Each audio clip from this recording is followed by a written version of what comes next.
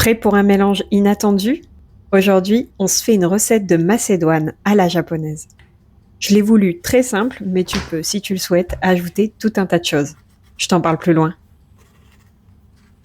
Je suis Estelle, formatrice en cuisine japonaise. Je te fais découvrir la cuisine et la culture du Japon sur ma chaîne YouTube, mon compte Insta et mon site. Alors, il me restait 2 avocats prêts à être mangés. Ils commençaient même à partir en cacahuète, pour être honnête.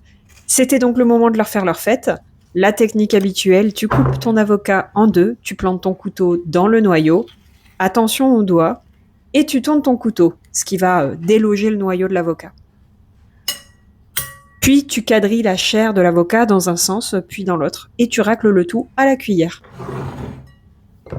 Ensuite, tu passes à la tomate. Tu la coupes en morceaux de la taille qui te convient le mieux. J'ai retiré les pépins pour éviter que la préparation soit trop liquide. À cette étape, n'hésite pas à être gourmand ou gourmande. Tu peux ajouter du maïs, du radis ou même des pommes de terre que tu as fait cuire.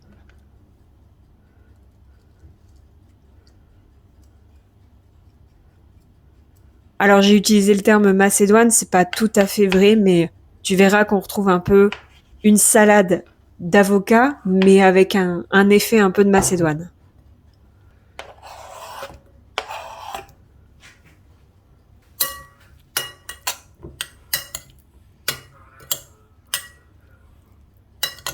Pour assaisonner le tout, j'ai versé une cuillère à soupe de dashi. Le dashi, c'est un bouillon clair que je fais maison, donc c'est un bouillon japonais. Pour cela, j'immerge un morceau d'algue kombu que tu peux trouver en magasin bio. Je le laisse généralement reposer une nuit. C'est ce qui permet à l'eau en fait d'infuser et de prendre un petit goût iodé, chargé en umami. Et donc ça, c'est la base de la cuisine japonaise. Dans un bol, je mélange de la mayonnaise Kewpie. C'est une mayonnaise japonaise un poil sucrée. Et je mets également du wasabi.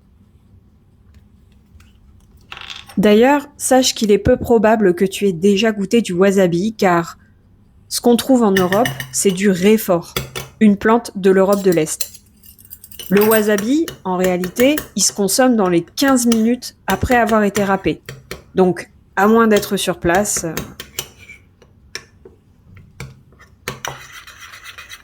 tu mélanges bien le tout et tu verses sur la préparation. La plupart des recettes que je te partage sur ma chaîne sont très simples et généralement avec des condiments basiques de la cuisine japonaise.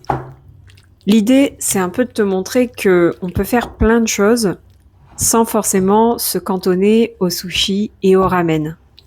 D'autant que dans la cuisine des Japonais, c'est plutôt ce genre de recettes qu'on retrouve. J'ai laissé au frais pendant à peu près un quart d'heure avant de manger. Mais tu peux le laisser plus longtemps au frais si tu le souhaites. Ça, c'est typiquement une recette qui peut accompagner ton bento, ton repas que tu emportes le midi au travail, par exemple, parce que c'est rapide, facile à faire et très adaptable en fonction de tes goûts. Alors, sois créatif ou créative et ajoute plein de choses, comme des graines de sésame au wasabi, de la cébette, de l'oignon nouveau, de la ciboule. Bref, fais en fonction de tes préférences. Sache que ceci n'est qu'une toute petite partie de ce que je partage dans ma newsletter chaque semaine. Alors si tu aimes la cuisine japonaise et que tu veux en apprendre plus à ce sujet, je te mets le lien dans la description pour la rejoindre. Je te dis à très vite.